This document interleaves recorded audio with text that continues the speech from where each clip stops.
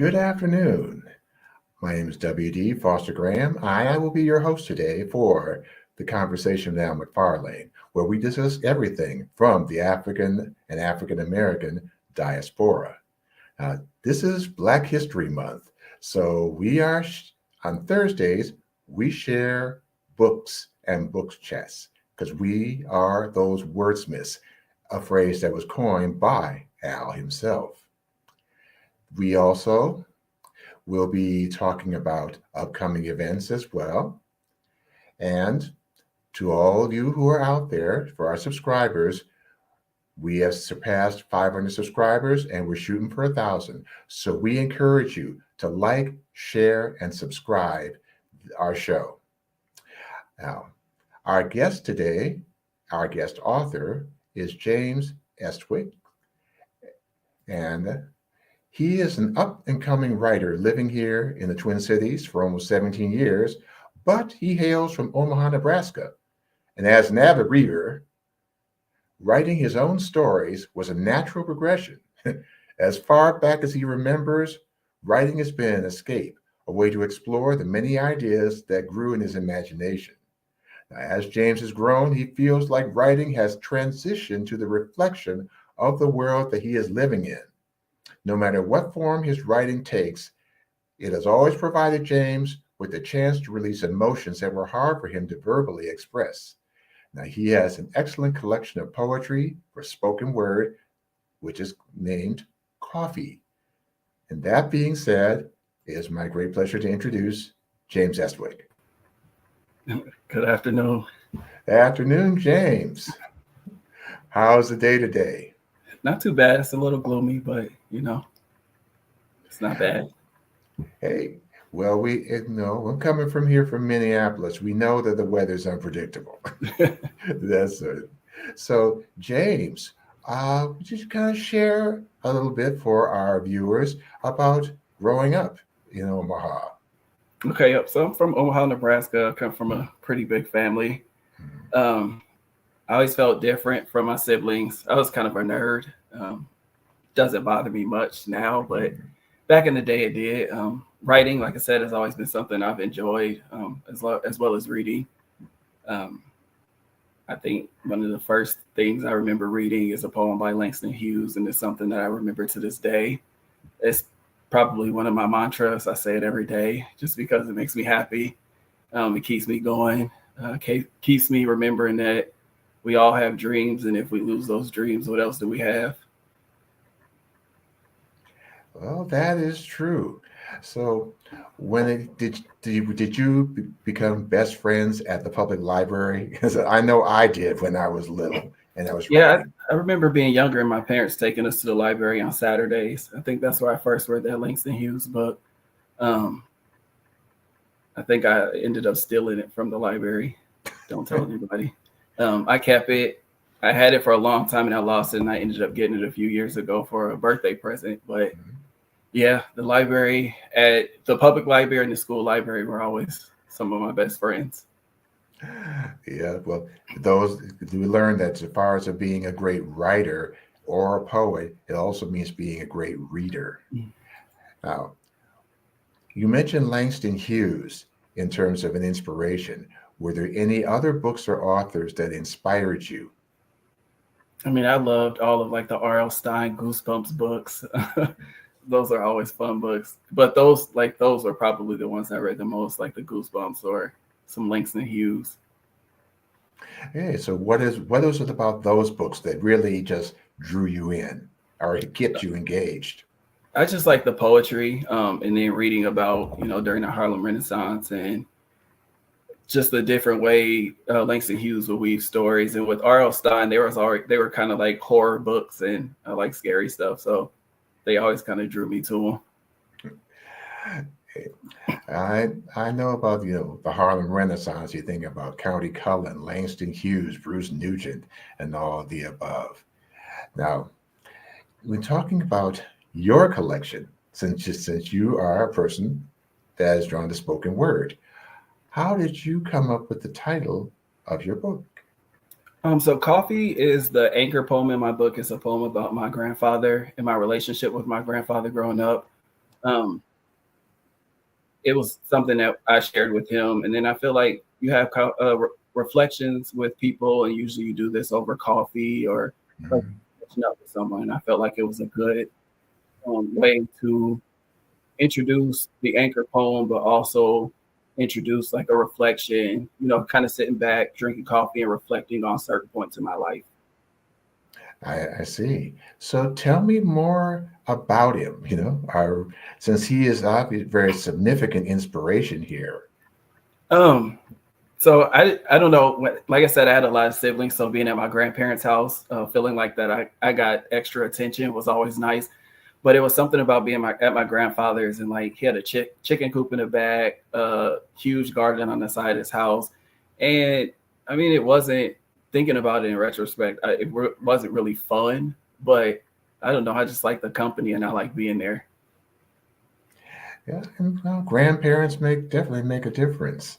Um, for Omaha itself, what do you see so far as when you were growing up and how the city has changed? Because our memories of when we were little, they change over time. What do you see?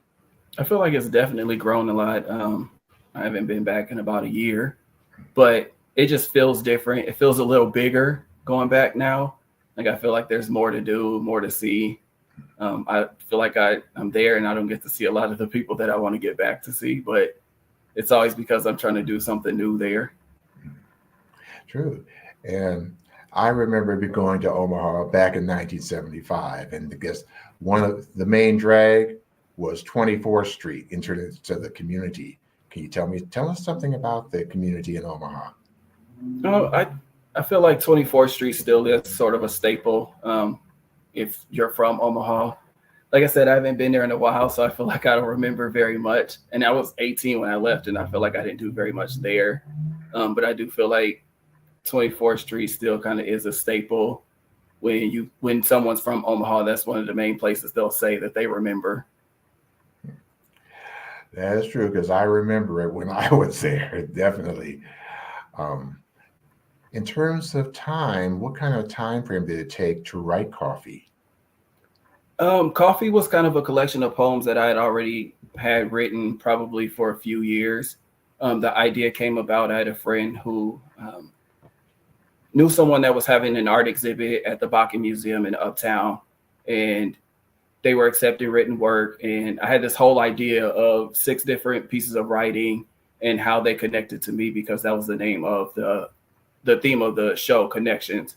And so I came up with this idea and I was ready to submit it. And then I reread the directions and it said that you could only pick one poem. And so I submitted Coffee, and that was the one, because that was the one I felt the strongest about. So I felt like I'll submit that. And it got accepted, and it was there from April until July of 2022. Hmm. And then from maybe February when I applied until April when the show started, I just kind of brainstormed on what else I could do with the other work that I had, because I felt like I was in a place that I wanted to share. And so I just started piecing them together the way that I thought I would if I could display them at the museum. And then I wrote a prologue, and then I went back and I was like, I got to write something to explain how they tie into each other, how I got to this point. And that was kind of how the book came about. Awesome, awesome. Now, Coffee from C is often a collection of spoken word.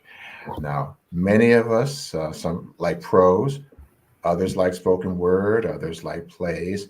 So, what are the things that attracted you specifically to spoken word?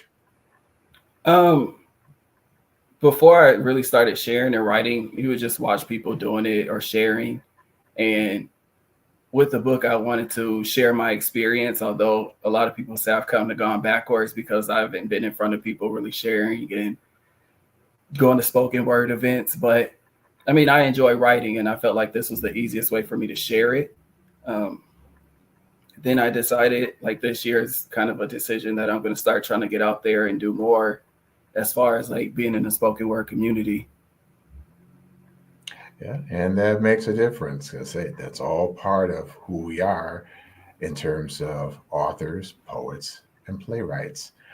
Um, Now, would you share one of your poems here? Because Oh, three of them come to mind for me. Now, I say this because I am a same-gender loving man. Uh, Coffee is one of them. Then I think about suicide and letters to my younger self. So, could you share okay. one of those? Because I know I'm Um, going to have some questions after you're done. okay, so I'll share Coffee since it is like the anchor poem of the book. Mm-hmm. Okay. Coffee, black as night, no cream, no sugar, steam rising from the endless cups he drink. At least 3 Folgers cans around the house for spitting tobacco. He rocking back and forth in his chair on the porch, watching cars drive by. Country music playing softly from the radio atop the small counter in the corner, reminiscing of the time he spent with his grandfather. Only then roads were dusty with coffee-colored dirt of a segregated Arkansas. I'd be miserable. The cans of spit disgusted me. They looked like what he drank, but smelled 1,000 times worse. The sound of the chair rocking and the slow drawl of the music usually put me to sleep. Yet I wanted nothing more than to share these moments in my own little chair. No cans of chewed tobacco in my area. These moments probably reminiscent to those he spent with his grandfather, watching cars drive by, drinking coffee, mine more milk sweetened with pounds of sugar. On quiet days, I sit and listen to the cars that drive by and allow my brain to be flooded with memories. Memories of when your mind started to fade. Wondering if there wasn't such a likeness to my father, would you have even remembered my name? And I become bitter, like the stuff you used to drink, black, like the part of the brain that controls our lives. But bitterness does not make the memories matter any less. I prefer the taste. No sugar, no cream, black as night, coffee. Thank you, thank you. Or in the words when you had spoken word. Okay, now I heard references to Arkansas. Tell me more. So my grandfather that's where he's from. He's from Arkansas. And then after he's in the military, moved to Nebraska. I've never been, so I don't know much about it at all. Well, it sounds like, say, chewing tobacco. I had an Yes, uncle from Detroit that had those spittoons around the place when I was it's little. disgusting. Definitely. So, because you described the bitterness. Now, when you looked at that bitterness, you look at it in terms of bitterness for him, bitterness for you, or a combination of I, both? I think it's a combination of both. The bitterness for me comes from the fact that like I was 11 when my grandfather started losing his memory, and like I say in the poem, I think the last time I really saw him, he thought I was my father, and he was talking to me about a fishing trip that they had gone on, and it kind of made me bitter because of the memories that I felt like I shared with them were no longer there, or if they were there, they were so far down that he wouldn't remember them. But I felt like it was kind of for him, it was kind of bitter because I'm sure there's a part of him that probably would have loved to remember those memories. And that is true. Would you say it sounds like he had signs of dementia or Mm-hmm. something or memory loss? Yeah, that's happened with my father after a certain point and stuff. And though we wish we could, you know, that they would have those memories, I know it's hard for them as well. So that being said, um, with your grandfather on that, uh, did he move from Arkansas to Omaha, or did you go down? You said you'd never been to No, Arkansas. I'd never been. Yeah, he moved from Arkansas to Omaha. Mhm. Okay, and then okay, with your grandfather and then your parents, know the dynamics on that in the poem. How did that influence your poem? Um, I mean, like I said, I love spending time with my grandfather. Mhm. I don't think I ever really, like I said in the book, I think what I remember seeing my grandfather last, my mom took me to see him. And I put in the book, I didn't even know if she actually remembered that. It's something I'll never forget. But I know it was something I had never spoken to my dad about until he read Coffee. And that Yeah. was his father. So Mhm. I don't know. It was hard for me to write just because, like I said, there's kind of this bitterness of like the memories of him not remembering me. But like to know that my dad is reading something that was about his dad. And there was a point where I was 11 years old and his dad thought I was him. I know I definitely feel like it was probably hard to read and see that. Yes. Yeah, I can relate to that. There was another poem I mentioned about suicide. Mm-hmm. Tell us more about suicide. I'll read it in a second. Suicide was something that when I was 10 years old, this is another thing that was really hard to share because it's something that I don't think I've ever shared with anyone, like publicly. You know, when you're younger and you feel different and people say certain things to you or make you feel a certain way, you sometimes feel like it's easier to just not be there. And so it was definitely something I considered multiple times. This poem actually stems from a time that I actually was going to attempt it. Thankfully, I did it. I'm grateful that I did it because I wouldn't be here. I wouldn't have experienced so many of the beautiful things I've experienced, and I wouldn't have, you know, the family that I was scared would treat me any different had I been truthful in the beginning. I wouldn't have that love and support that I have. So I'm grateful that was something I didn't follow through with. But I felt like it was necessary to talk about because I feel like in order for you to grow and to build, you have to talk about the dark places. And that was definitely a dark place. And it sucks feeling like, or knowing, you know, that I was 10 years old at the time, but I grew from it. I'm stronger because of it. And, you know, I can be a voice and I can be a face for those that feel like, you know, I'm in this dark place, but it definitely gets better. That is true. It gets better. I'm just thinking about the Gets Better project and so, and the fact that there's still so many that need to hear that, need to hear that one, we're not alone. And say, and three, we get through it, and there is support out there. Okay, would you share suicide? Yeah.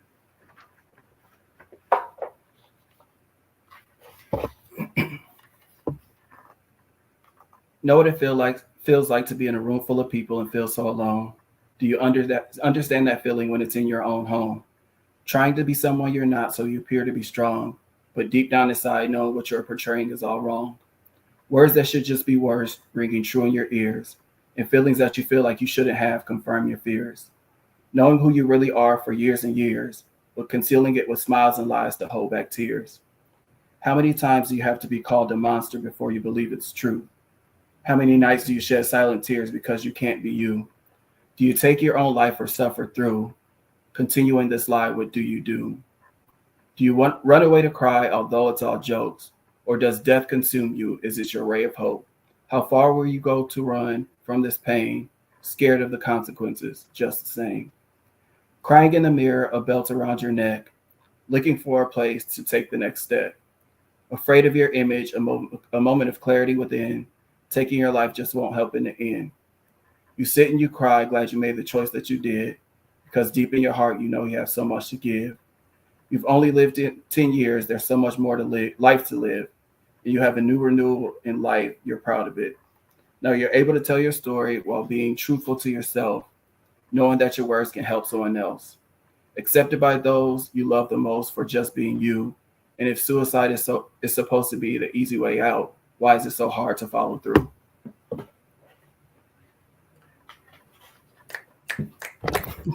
Thank you, James. Thank you, James. It takes strength and takes power to share a story.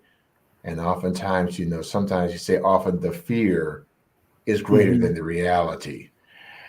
Now, at 10 years old, you were at that stage. So in that, because we are grateful that you are here with us to share your story and your gifts.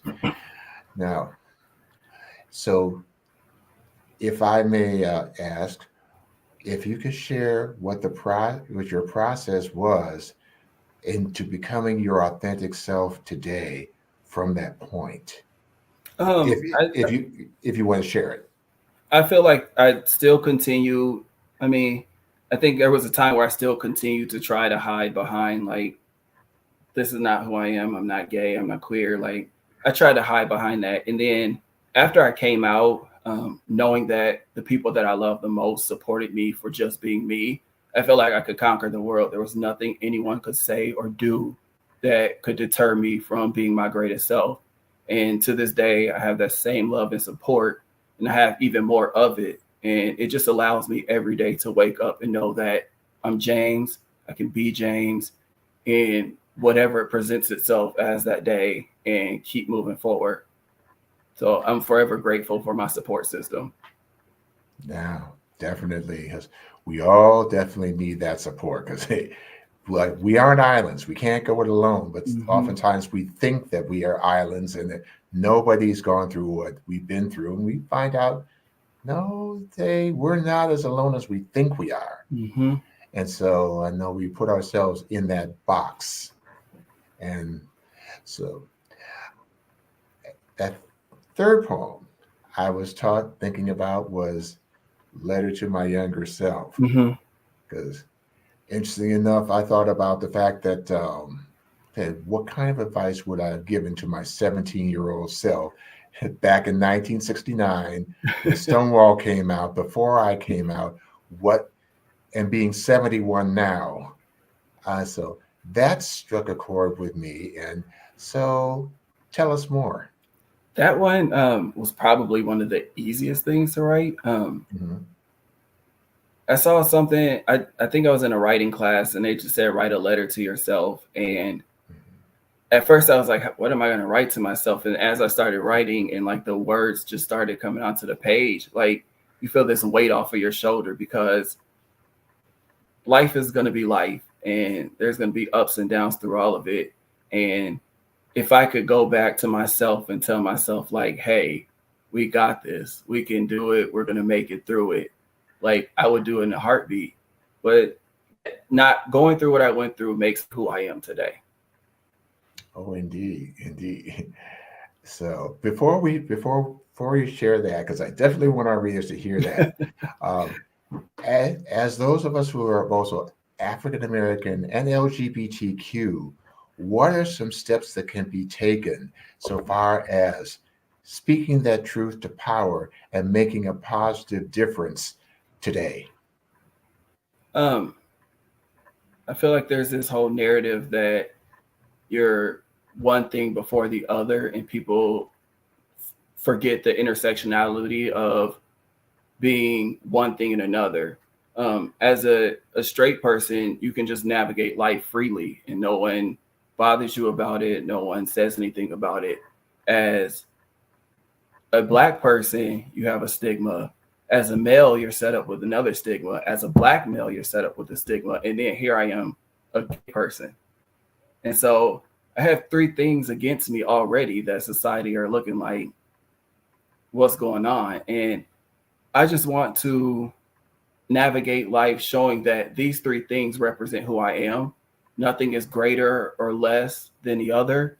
They all create me, and they're all going to be a part of who I am. I don't put one against the other or one higher than the other, because they're all what encompass who James is. Oh, that is so true, James. So to piggyback on that, what is the way you see all the above as strengths, as superpowers? I just feel like I said, they're all a part of who I am. And as long as I'm living my authentic, true self, that's always going to be my superpower, because no one can change who I am. No one can take away from who I am, because I know who I am. Indeed, indeed, indeed. So that being said, can you share with us? All right. This is a letter to my younger self. Dear James, even at a young age, you could sense your own differences from your brothers, cousins, and even the boys at your school. For a long time, you tried to hide who you are or your feelings out of fear. Things will get better. There was nothing wrong with you then, like there's nothing wrong now. Don't allow anyone to tell you that there was or is. You spent many nights mad at God for it and prayed that he changed the way you felt, only to learn that who you are and who created you are one and the same, and he knows you better than you know yourself. Life has been no crystal stair. It will never be. It will sometimes be uncomfortable and difficult. There may be a time that you contemplate taking your life. Don't. Just dig into the strength and resilience you possess. There will always be people that don't understand, but don't let anyone's definition of who you should be define you. Things will get better. Don't hold on to bitterness and heartache. They do nothing but in turn make you bitter and heartless. Life is about making decisions that you aren't sure about and won't always be happy with, but make sure you use each one as a learning experience. Walk to the beat of your own drum. Everyone is not supposed to have the same path. Your path is what sets you apart from those around you. Like I said, don't let anyone define who you are. It will do nothing but make you think less of yourself. And we are worth more than money, diamonds, pearls, or all the riches in the world. We cannot be bought. We will not be owned. And when I say owned, I say that in the sense that our individuality is unmatched, that we will live outside of the chains of society and out of the box of what people or who people think you should be. Yes, you will lose jobs, you will lose friends, but you will gain knowledge and acceptance in yourself. Over anything, knowledge and acceptance of self are the absolute greatest things you will ever gain. No one can take that away from you. No one will ever be able to take that away from you. Don't even let them try. God grants no greater gift than to live and love. And living for and loving yourself is top priority. Love always, James.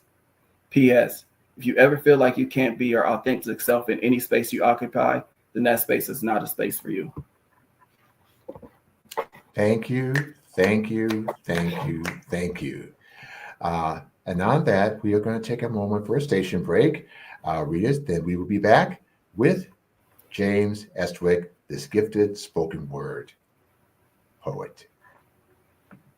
Are you or someone you know recovering financially from the COVID-19 pandemic, the lockdown, or any other reason? If so, help is available. Findhelp.org is a site to find a wide range of resources, including food, medical care, and more. The best part is based on your zip code. Visit findhelp.org, enter your zip code and the service you need. You'll get a map directing you to the organizations that can help you. Help is waiting at findhelp.org.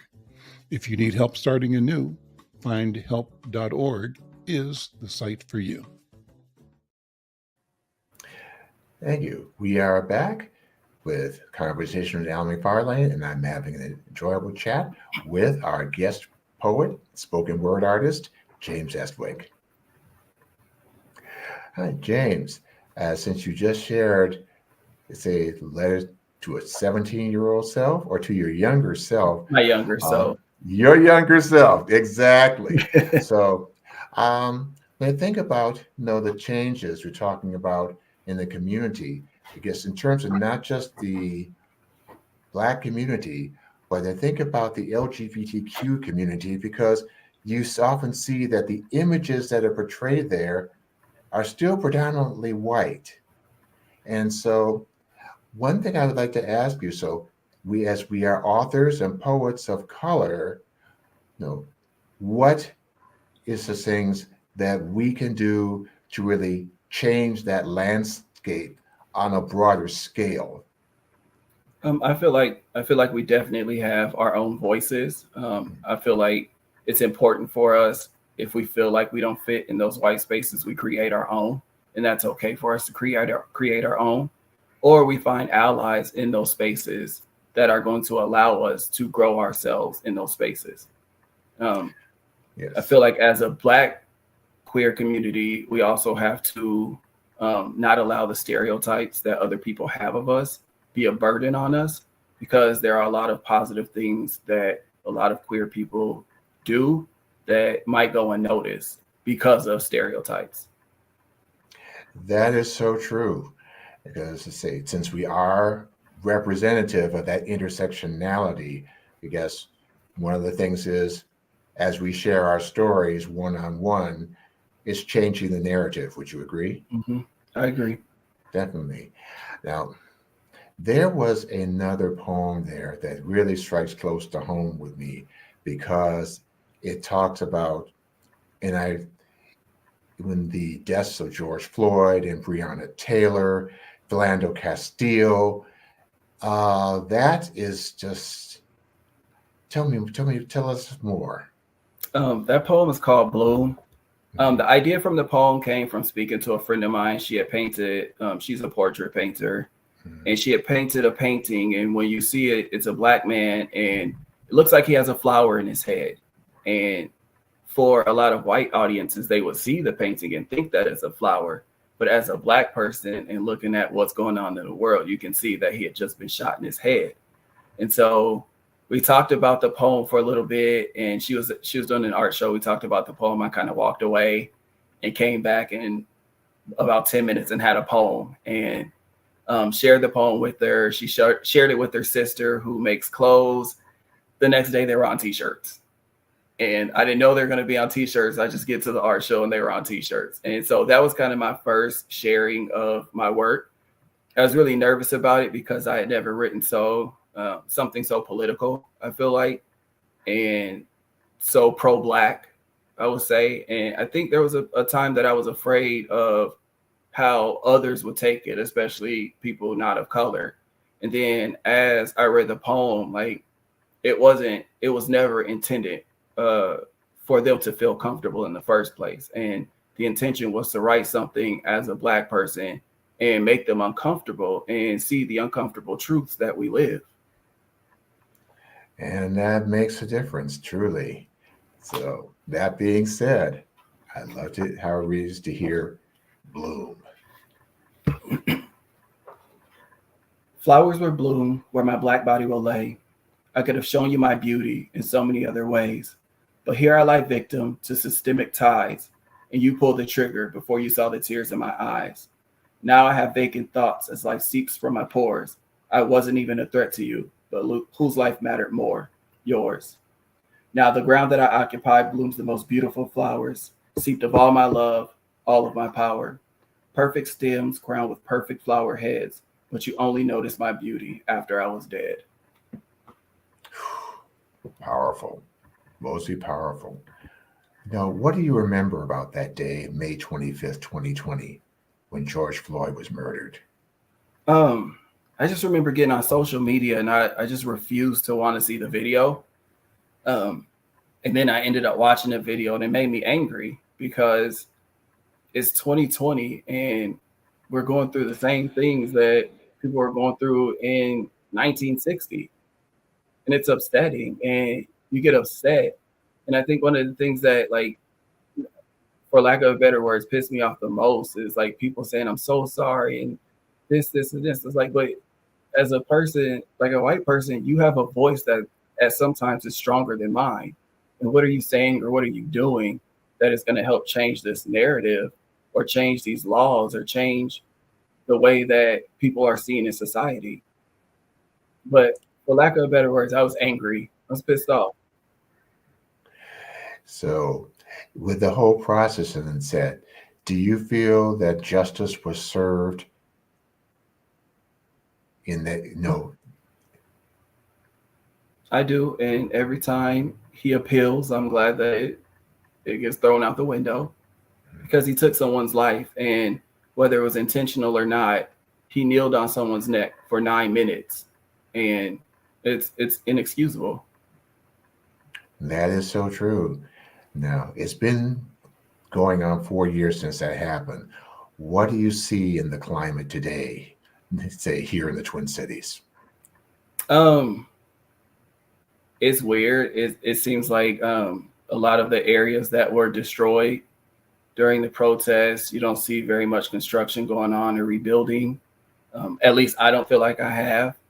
It just kind of sucks because I feel like there haven't been any significant talks on what proper policing should look like and what proper policing in certain neighborhoods should look like. To know that there are people that are policing neighborhoods that they're unfamiliar with, or that they're unfamiliar with the people there, the environment, how to interact with them, is definitely a conversation that I feel like should be had. That is true. That is very true. So taking the conversation just to another note, when you finished your collection, your book, how'd you celebrate? I definitely cried. Like I said, it's been something I've been thinking about for forever. It's something that has been a dream of mine for a long time. So I definitely cried. And then after I had the physical copy in my hand, like I just stared at it. I couldn't put it down. I probably sat in it with my hand staring at it for about an hour. It was just a surreal feeling. And even now, like holding it and reading from it and knowing that these are my words and this is something that I did, like it still feels amazing. It's true, because I learned that the first biggest experience was for a writer or a poet is first you complete the work, and then the next biggest one is holding it in your hand for the first time. There's no feeling like it. Definitely. And I feel like that even if someone buys it and like I'm taking it from my hands and putting it in theirs, it's such an amazing feeling knowing that I'm taking my words to share with someone else in a way that I never thought that I would. That is so true, so true. And speaking of your work, because we met at the Minnesota Black Authors Expo in October.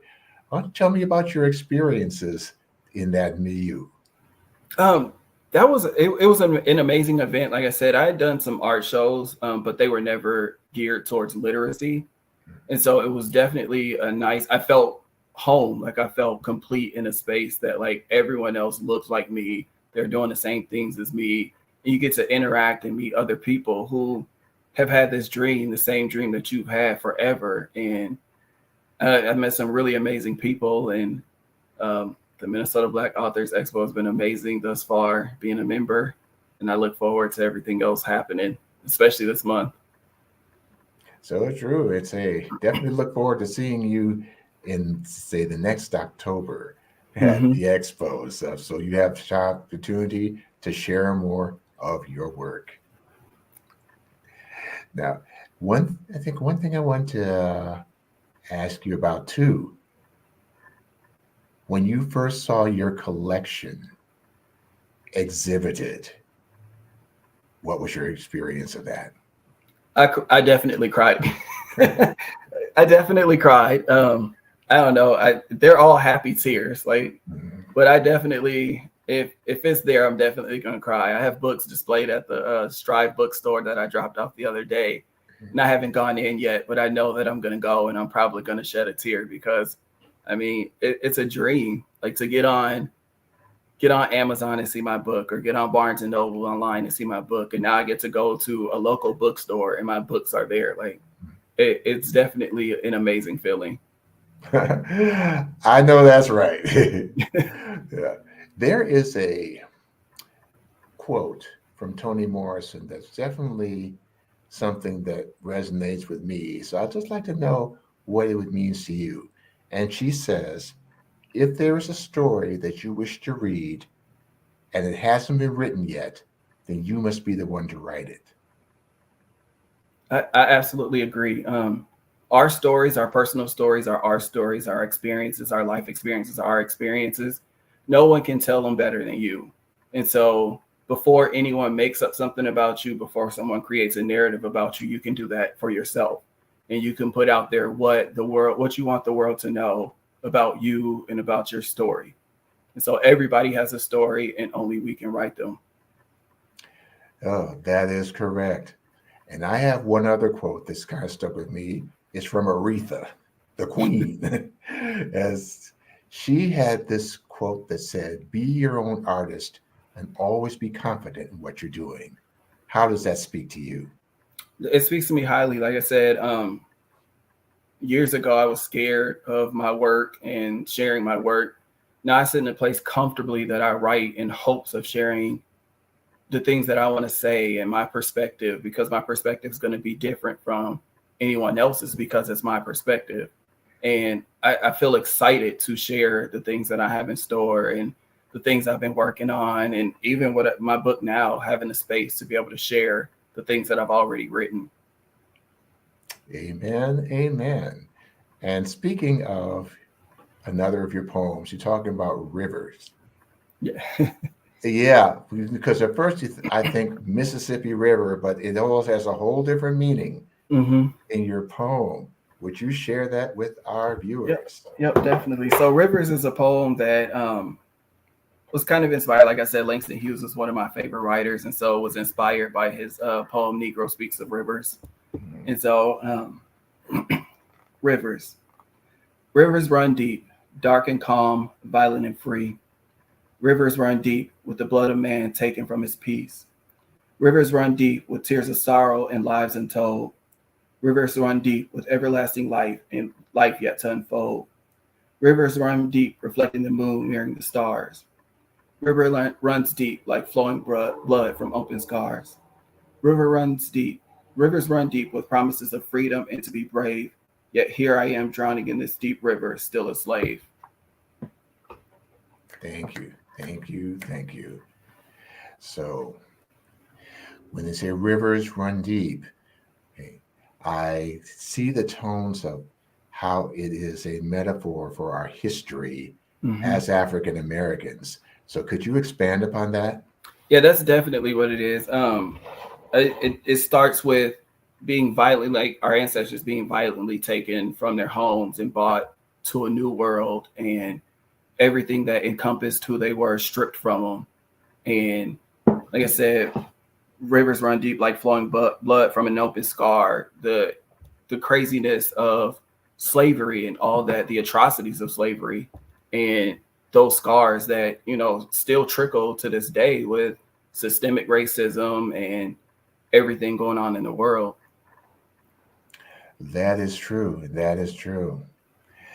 And now, that being said, tell us things about where you're at now, and so far as me, perhaps personally and professionally. So I've been writing a little bit, nothing crazy. It's coming on 2 years for Coffee being out, so I'm trying to work on something just to celebrate that, because like I said, it was such a milestone for me. As far as upcoming events, I have Minnesota Black Authors Expo has the 2024 open mic night next Thursday, February 15th at Strive Bookstore downtown from 5:30 to 7:30. So I'll be there presenting some of my work. It's free to the public, so hopefully a lot of people can come out and support, especially the Black-owned bookstore. And then later this month, I'll be at the Brooklyn Park Library for the Bringing Books to Life for Black History. And I'll have a couple of minutes to talk about my book, answer some questions, and then they're going to do a giveaway of some of the author's books.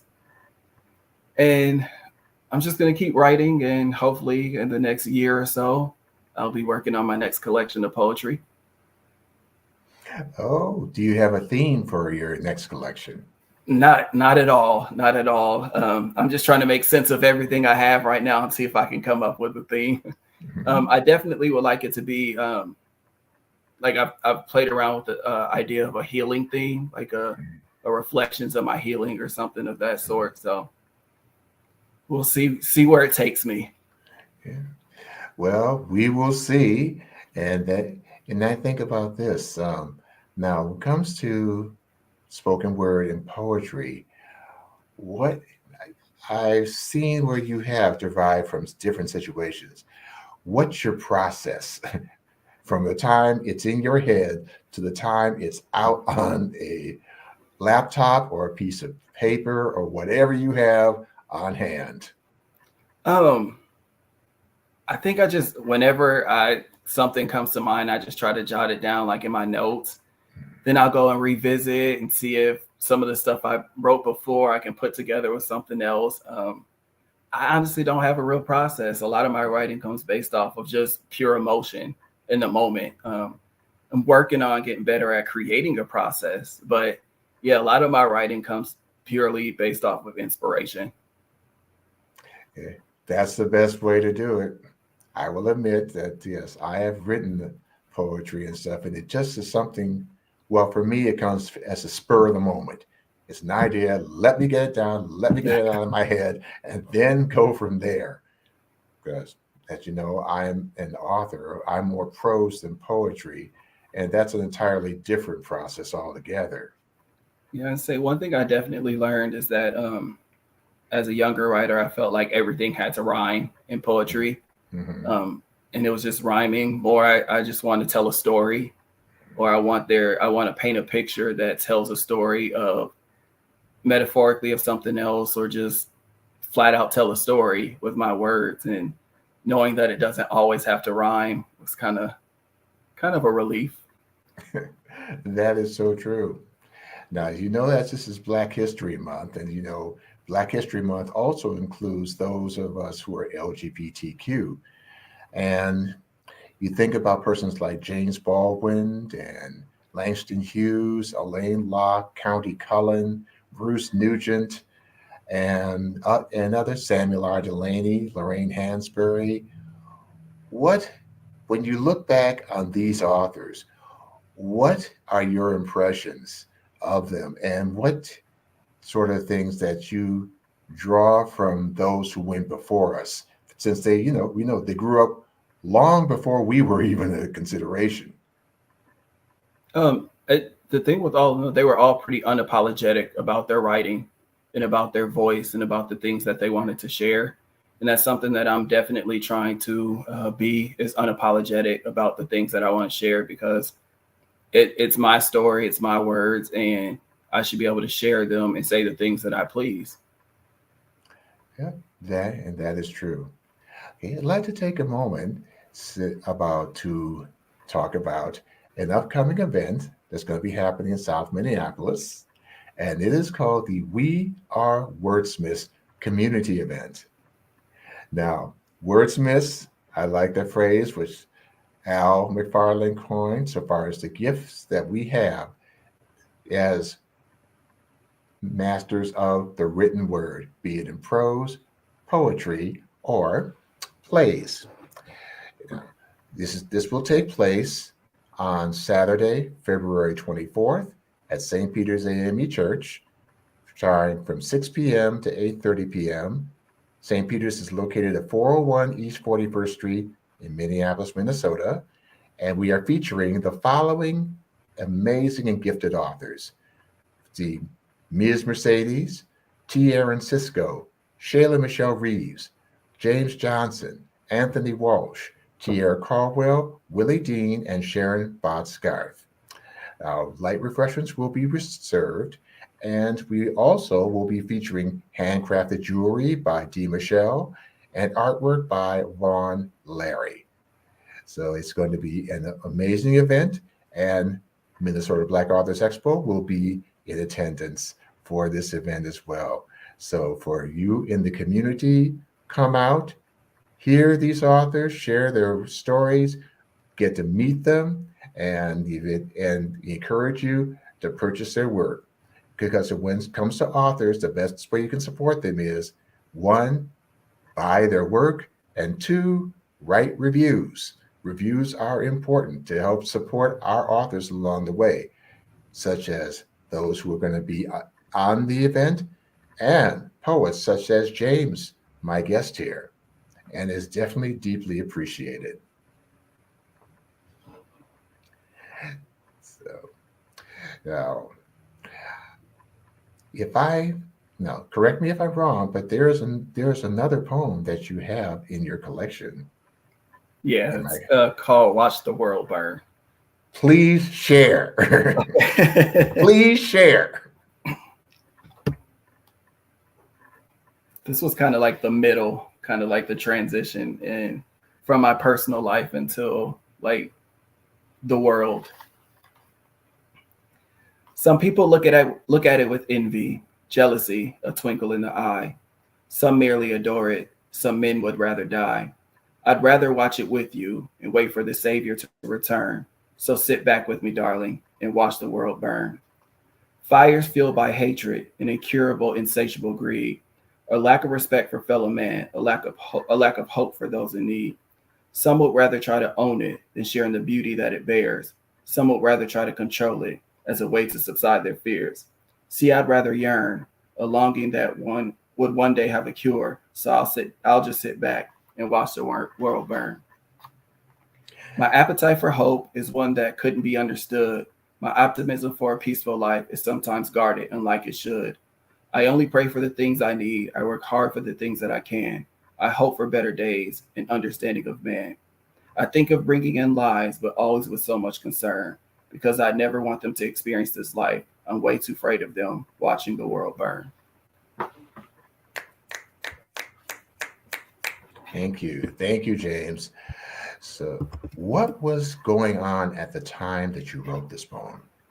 This was definitely during 2020, during the protests, and literally watching the city burn and watching the backlash or the negative comments that people make about buildings and material possessions, and not the lives that are affected by everything going on.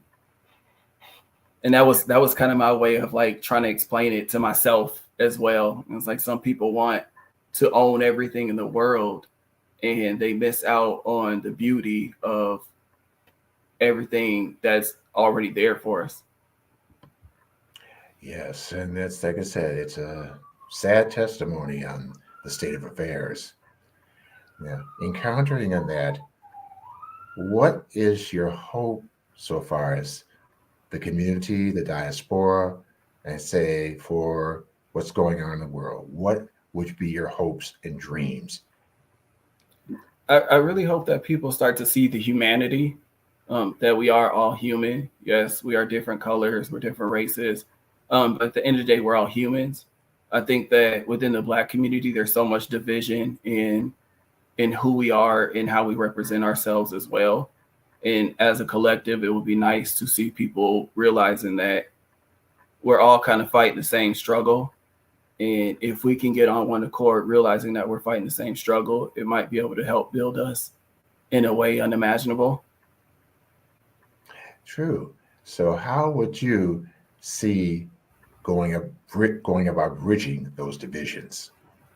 Conversations are always an amazing thing. Like I said, writing has always been my go-to with trying to explain my emotions and my expressing how I feel. So I definitely want my writing to be a reflection of that, because I mean, I am more than just Black. I'm gay. I'm a male. Like I'm more than just that. And so I want my writing to be a reflection of that. Exactly. That's, I know, because that's where I was at when I first started my novels, to say, hey, I am all of these things. And I remember what it was like when there were no, shall we say, safe spaces at the time, or as well as not seeing persons who looked like me reflected in the books that I read. So it's like with, say, Gandhi said it, be the change you want to see. And it will show up around you. Well, I have definitely enjoyed our talk. I definitely appreciate the gift that you are of the spoken word. Thank you. So do you have any closing remarks? If anyone wants to purchase my book, it's no diss to Amazon, but Amazon is taking a lot of my money. So if you would like to purchase a book, I would love if you would reach out to me on my Instagram. My handle on Instagram is Spoken by James. Reach out to me there. We can coordinate how to get the book to you. Like I said, I have the open mic night next Thursday at Strive Bookstore. I'll be at Brooklyn Park Library on the 24th. And surprisingly, I've never really done spoken word, but I'm actually working on planning my own spoken word event next month. So whenever I have details, if you follow me on Instagram, I'll make sure I share those and let everybody know. That's great. Because say you come on out and we support James in very spoken word, because hey, Black History Month is here, and we have so many artists, writers, poets, all around the Twin Cities area. It's often said that, hey, some people thought that, there were no Black authors or anything here in Minnesota. Well, guess what? We are. We're here. So, that being said, I just want to thank you for being a guest here on Conversations with Al McFarlane. It's been a joy, and it has been a pleasure. So, viewers, they come out and support our guests. James, he is a awesome poet and spoken word person. He has a powerful story to share. And so this is W.D. Foster Graham saying thank you for viewing in, and we'll see you next go round. All right. Thank you.